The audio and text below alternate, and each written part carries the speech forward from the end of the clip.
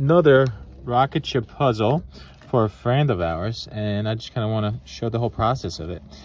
So the first thing we're going to do, typically you'll see them being sprayed and then glued to the boards. I don't really like doing that so far, but I mean, I'm just learning on this. So what I do is I tape it down and then I trace these lines, kind of pressing kind of hard. So then when you take that off, you see the lines and you just outline them again. And then it's really easy to work with after that. So we're gonna start with that.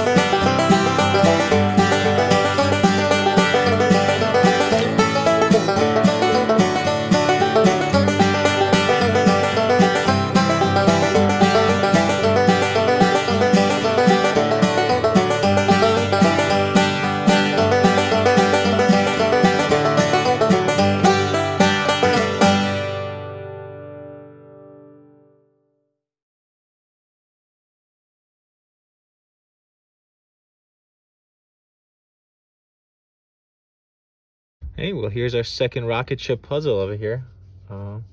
So you kind of saw the method there, right? So let me know if there's any questions, and let me know if you ever want me to make you one of these. That'd be kind of cool.